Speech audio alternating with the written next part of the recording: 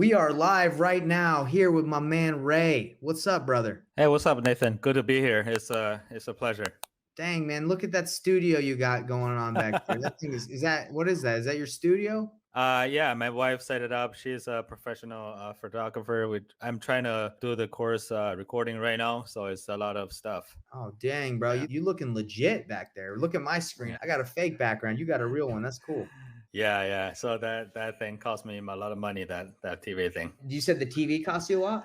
Yeah, that's like almost $5,000, something like that. What kind of TV is that? Is that one of those Vivo boards where you can touch it or what? Google made those. It's called Jamboard, and Grant Cardone. Uh-huh. When you watch their live stream, and he's writing on that Yep. boards. Yep. Yeah, Well, I have a Vibe board in my office. I'm not in my office right now, but yeah, same thing. They're cool, brother. Well, hey, yeah. Ray, it's awesome to have you on here. For the people that don't know who you are, tell us a little bit about yourself. All right. So my name is Ray, and I'm a land expert. I do land only flip, and I flip infill lots nationwide. And our profit this year, net profit is about very close to $1 million right now. I started land investing about 4 years ago. Wow. I joined all the program that I can imagine, and I summarize everything I have learned. And last year, I started to do the thing in my way, and it works out good. Well, let's freaking go, bro. So you just do land. When you first started, were you dabbling in single family? Were you doing anything, or was it just always land and that's all you did? Yeah, definitely. I've been trying real estate for at least 9 years, and I started to have a little bit stuff going on about 4 years ago when I started to do land, because I tried everything else. I tried wholesaling houses. I was in Hawaii, and wholesaling houses won't work. So some people tell me you should go virtual. I tried virtual wholesaling houses. That's even harder. and so that one didn't work. I did one deal there, but not too much. And after that, some people said, why do you do houses? You got to do apartments, right? So I did apartment investing. Even harder. Even harder, yeah. So nothing works. I was like, is this going to work or not? And so I joined another program in land investing, and he was doing buy a land for very cheap and you sell on terms, get a monthly cash flow. But I didn't really like the model. I want cash like now. I don't want to create a lifetime cash flow. Yes. But so I've been doing something during that for 3 years, and I got a deal here and there, but not too much, until I met a military who was introduced to me by Tom Crow, our mutual friend. So that guy really changed the way I see my business, and I followed majority of his teaching and start to blow up. So who's this guy you said? Who were you introduced to? He's a military, and he don't want me to say the name, but he's still active military. Oh man, you got to tell us who it is so we can reach out to him, man. He changed his life. Yeah, his name is Ray. So Ray John. Okay. Yeah, he did about 1.4 million profit in 10 months. So I love it. So yeah. That's amazing. That's amazing, bro. So look, this show is mainly for wholesaling. I wholesale, I do the reverse wholesaling strategy. The market has shifted. So I basically reverse engineer. I get buyers and I find them what they want. And it's been working well for me. You got land. So basically, I mean, I already talked to you. I want to have you come into my community and just be the guy that, people can reach out to about land, because I think that's awesome. And, so I'd like to invite you to the club. We've already talked about it. So you will be people can reach out to you about your program and stuff. And I'd love you to help out, because I just got off the phone with someone that has land, right? Right. And I just got off the call. We just did a live call, and the guy's like, yeah, I'm selling my lot. And I'm in a position where I'm like, I'm looking at it as a wholesaler or as creative financing, right? Like, how can I make this a deal? But I mean, you might have some things that I don't know that would make this a deal. Yeah. So in the land business, there are different niches as well, just like houses. So what I primarily doing is I buy a land in the infill lots area, and then I flip it right away on the market. So it just what do you mean by infill lots? What is that? Infill lot is there are houses nearby, but it's not all the way developed like major cities. But maybe Mm. about 1 hour to 2 hours drive from major cities. Yeah, somewhere around there. Because first of all, not very competitive, and secondly, you still can do business there because people are buying their houses nearby. You don't want to buy land in the middle of nowhere, right? Oh, so for example, the guy that I called, he had an empty lot in a neighborhood, and Correct.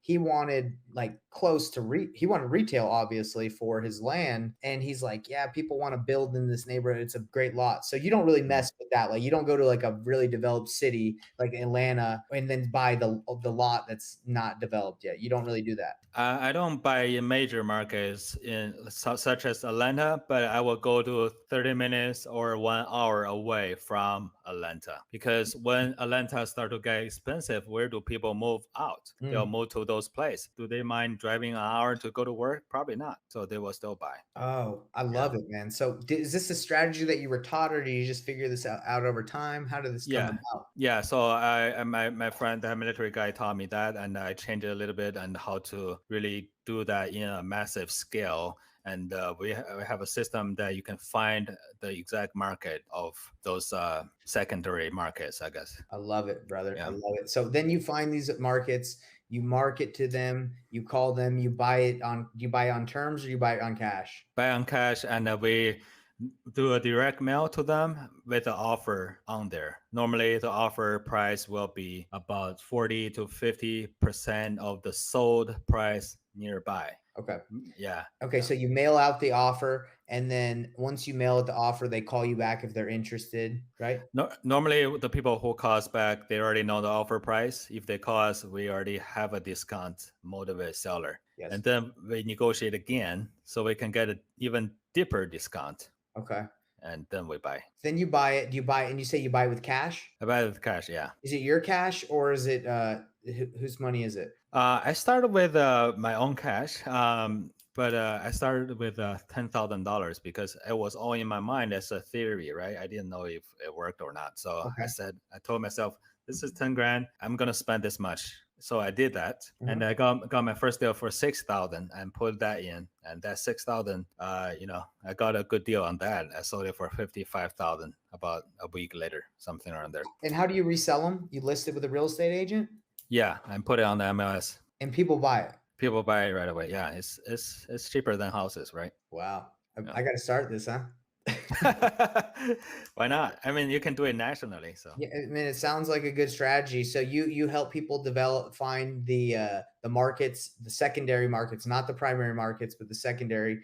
They call they mail the motivated sellers, or they mail the people that have the properties. They call, you negotiate, you purchase it with cash. Do you ever try to wholesale it, or it's not about wholesaling? It's about buying it and then listing it. wholesaling definitely works. You can wholesaling them, but the thing about wholesale is, first of all, you have to build a cash buyer. Mhm. Normally, you just look at the neighborhood to see who already bought it. That's your cash buyer. Mhm. And but my strategy is more like you buy it completely and then you put it in the market. So people will be like, "Oh, where do I get the money?" So the money is not a problem when you get a good deal, Yes, of course, of right? course. Yeah. Are you worried? Is your business getting affected right now by the market shift? Are people still buying your deals, or what's going on? Yeah, definitely. What do you see, and is what I see too. Yeah, Um, yeah, but for example, 2 months ago, our profit that month is 155 grand, something like that. yeah. You're crushing it. So You're crushing it. yes, Most wholesalers, yeah, right now this month I have like 2 deals closed, not too much. yeah, Maybe about 50. So yeah. Which um, is still yeah. amazing, which is still great. So you're telling me that just like wholesaling, just like everybody, you've seen maybe a shift in the amount of people that want to buy those kind of deals, just like the investors want to buy flips. It'd be people are a little bit more hesitant, right? Mhm. So I'm curious about your mailing strategy. You mail with the offer.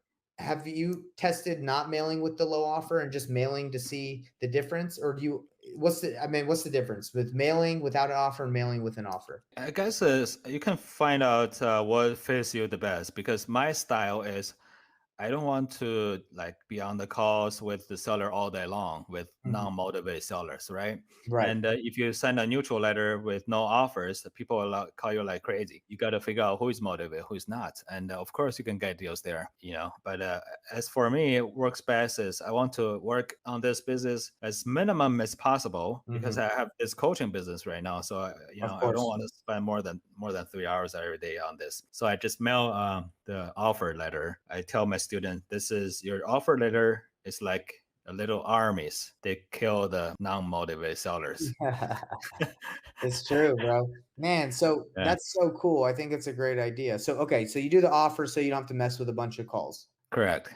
Okay. It's hard to do it with houses with Yes. the offer letter. Yeah. Yeah, yeah, I meant there and you found out, I mean, you did wholesaling. I mean, I do wholesaling, Tom Kroll, we all do it.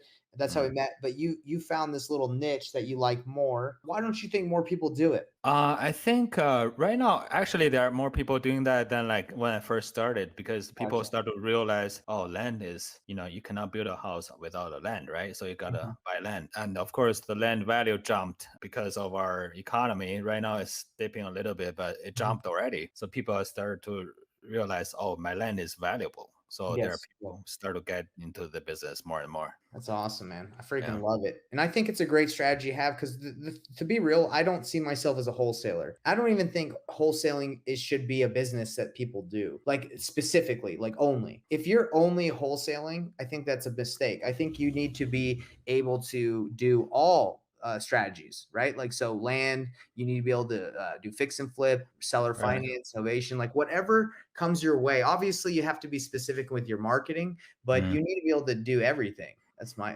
opinion. Yeah, that's right. I mean, right now it's very competitive. If you stick on one, you probably not survive. So, Yeah. Well, let me ask you this. So you know Tom Kroll. It sounds like you've known him. I just met him through the family mastermind like a couple months ago. Have you mm. known him for a while? T is the guy that changed my life completely. Yeah, so 10 years ago, I was actually homeless in the United States because I Really? immigrated from China. I didn't speak any English back then, but if you could understand me a little bit right now, that's maybe you're smart, right? And if you couldn't understand me, that's fine. I'll speak Chinese to you, right? Uh-huh. But I came to the country, as a student, Mhm. and then I tried to do some business, and listen to the podcast. And I remember I was laying on the bench, listening to him, Mhm. and he was like, "Bam, bam." I was like, "Who is this Bam Bam guy?" Right? Mhm. And he's that style, and instantly I like his style, and he's super simple. I mean, he doesn't share any crap that unnecessary, right? He only tell you what to do, and you do it, you have results. That's why his business is so successful, and that's why right now I try to adapt his psychology into my own coaching business. But over the years, we talk here and there, but just he completely changed the way I am. Wow. Yeah. So when you immigrated from China to the United States, was that scary for you? Yeah, I was. I mean, my mother gave me $3,000 American dollars, and she thought 4 years of tuition that's enough, Mm, right? But it's not. It's not even good enough for one semester, right? yeah. So I have to figure out how I can support myself for the rest of the semester. Mhm. So I start to do a lot of flipping. I go to Craigslist and find the free stuff, and I sell it back to the Facebook group, Wow. marketplace. And I remember I sell like mattress, microwave, all the small stuff, you name it. And then I changed that to cars. I started to buy and sell cars, and Mhm. all the campus are filled with our cars. And remember, remember one break, spring break, the principal came out of his office and he was like, "Is this summer break?" And security said, "Yes, it's summer break." And the principal said, "Why there are so many cars?" Because I didn't go back to China, right? And they started to investigate and they find out we are selling cars, so they kick us out of school. Oh my gosh. What And school are you going to, bro? I was in the Brigham Young University in Hawaii, so Oh gosh. They kicked you out of BYU? yeah. So Oh my. That's yeah. crazy. Where'd you go? Did you finish school or were you like, forget that, I'm gonna flip cars? Yeah, no, I didn't finish it because I couldn't. They kicked me out, and my wife kind of saved me because she's American, and we got married, and and I could She stay here. Otherwise, I have to go back. saved you, bro. Your wife saved Oh my Yeah, gosh. that's crazy. And you said we're members of the same church, man. So you joined the church in the Church of Jesus Christ of Latter-day Saints in China, is that right? Yes, I did. Man, Yeah. that's probably a really interesting story. Can you tell me about that? How that happened? Yeah, so I was very lazy guy. I mean, even though I was lazy, I play video games very diligently. I was Yes. like, I went to the internet bar in the Monday morning. I'm Mhm. not gonna come out on the Friday night, so I stay and live on the chair playing games. No, are you serious? Yeah, so that was how I was like. Whatever I do, I completely immersed, right? Mhm, mhm. And then the school find out, and because I never go to school, and then they kick me out in Oh, China too. And I was like, what am I gonna do? you're right. So and then my aunt told me, oh, I'm going to this church and this and that. I was like, I'm not religious. I don't want to go to church. And she Mhm. said, we have a lot of good food. I was like, I'm into food. Let's go. Let's Right. go. I went there and they said we might have an opportunity to send people out aboard Mhm, to preach our church. I was mhm. like, I want to try that. So I did that. I applied that, and we in our church we call it missionaries, right? You got baptized first, right? Yeah, I was baptized because I didn't. It's not because I believe in the church. I believe in America, Yeah. right? So so I I was love like, let's go. So I went to Let's go. Canada as a missionary, Mhm. and so that was a lot of fun there. Yeah. I was actually the first missionary in Beijing, in the capital of China. So Wow, dude, that is uh, amazing. So you went on a mission to Canada. What part of Canada? I went to Toronto, and Wow, my wife is yeah. from Toronto. Oh yeah, maybe I met her.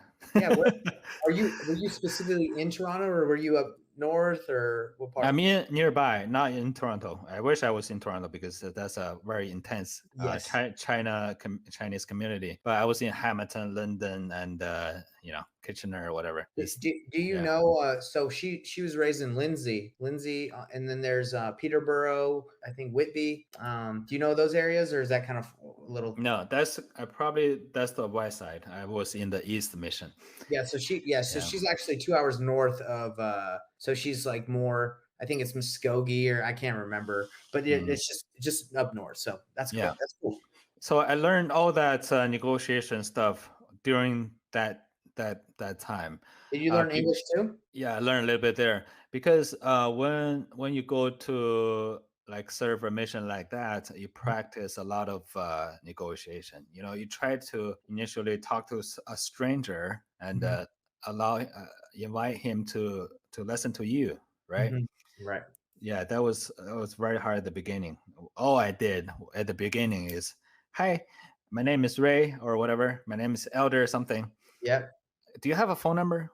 That's just all I say, Yes. right? The people give me fake numbers. They Yes, of talk. course, they always do, Yeah, right? yeah, yeah. So, you met your wife, did you speak were you speaking English to her? Did she speak, your language, or how did that work? Yeah, she's American Chinese, so Oh, she knows how to speak Chinese. okay, so that's how you guys you were talking mainly in, Chinese then. Yeah, yeah, yeah. Is it Mandarin, right? Mandarin and Cantonese. Yeah. Cantonese, okay. Do you obviously speak both, right? Or is that just one language, Mandarin, Cantonese? I mainly speak Mandarin. She does Cantonese more. Okay. Yeah. Wow. So you go to BYU after your mission, and then you're flipping cars, and they kick you out because you got all these cars in the parking lot during the summer term, and they're like, "What's all this going on?" So they investigate. They see Yeah. that you're parking your cars that you're selling in at the school. Is that right? Yeah. Yeah. Why did they think that's a big deal? Was it is were you not allowed to do that because you were International. Yeah. international? So they were like, Yeah. "Hey, you can't do that," and you said, "I got to make money," and then they kicked you out. Yeah. They gave us 21 days to sell 80 cars. We did it. We did it. Oh, why? Yeah. So I'm assuming you're buying these cars. I mean, with cash, you're probably buying like 500,000, selling them for like 2,000, 3,000, something like that. Yeah. Something like that. Yeah. Wow. So do you Yeah. kind of miss the car business? Yeah, I still do it sometime, but right now I'm pretty packed with a lot of stuff. But it's fun. It's really fun. You don't have to do a lot of work. You just go to show it and sell it, right? So when did Yeah. you want to get into coaching? Because you said you told me the journey of the real estate 10 years. Tom Kroll got you in. You tried everything. Now you're doing land. What made you decide? Hey, I'm going to start teaching this. I think first of all, what I heard a very wise man, I forgot his name, from a book. Hmm. He said, "What do you want to know more? You teach it, Hmm. or you learn more when you teach it." Something like Yes, that. that's Yeah. very true. That's very Yeah, true. so I just believe that, and since I start to teach right now, I have about 20 students. Since I start to teach, the framework of the land business is very clear to me, and so I can apply that framework to many more markets.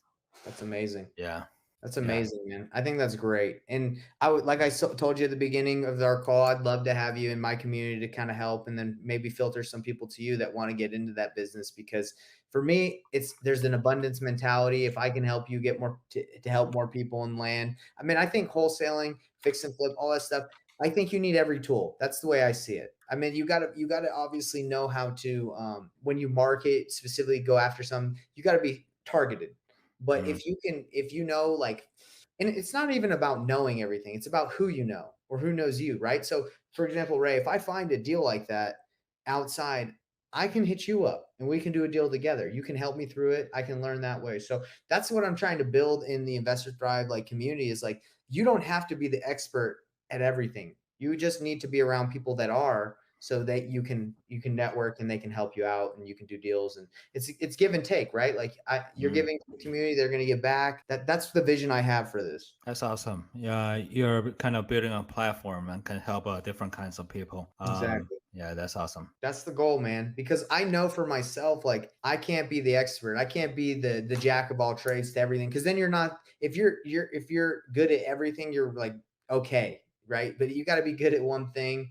and Mm. then leverage the people. That's why I think being in Tom Kroll's thing is awesome because we're meeting a bunch of people that are good at all different things. And I'm actually doing a deal with one of the students in the program, Andrew Lucas. One of my students in my program had a deal. I called him and now I'm selling him a deal and I'm making 19K on it.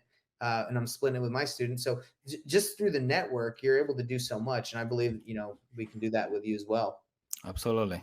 Cool, man. Well, hey, it's good chatting with you. Is there anything specific you want to leave with the viewers before we wrap it up? No, I mean, if you have any questions, you can join Nathan's community, or you can just Instagram me. My Instagram is my name here. It's called Virtual Flip Land, Mhm. VIRTUAL, Virtual Flip Land. So easy. Okay. So Yeah. so guys, you heard it here first. If you want to reach out to Ray, go to Virtual Flipland, or if you're not inside my community, whether I have a it's free for everybody, but if you want to I guess be a part of the coaching calls, if you want to be a part of the resources, you got to be a part of the club or the all access program. But either way, I'm going to put Ray in the Discord. So, if you have further questions, you can hit him up. He's a great resource to have. And that's what we're building, man. We're building a platform of experts in whatever. I'm Ray. If you know anybody crypto, we got to get someone crypto in there too, because it's basically my company's called Investor Thrive, but my goal is to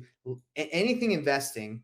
Come on in, mostly real estate, but come on in and let's link you up with whoever is the authority, whoever is the expert, and we'll all grow together. I do have a guy in crypto. He started with $8,000 in crypto, and right now his net worth is somewhere around 600 million.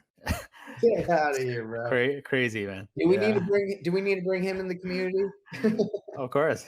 You need to say, "Hey, bro, get in here. You're the crypto expert." Yeah, line me Yeah, up with him because then I can introduce everyone to him, and sure. he can be the crypto guy. And like I said, it's all about networking. It's all about helping people out. And if more people can be successful because he's in that community, let's freaking go. Of course. Let's do it. All right, Ray, appreciate it, man. Well, we'll chat with you guys. Hit up Ray on Virtual Flipland on Instagram or join the community, and you'll be able to talk to him right there and join his program. All right, thanks, Ray. Take care, Nathan. Got it.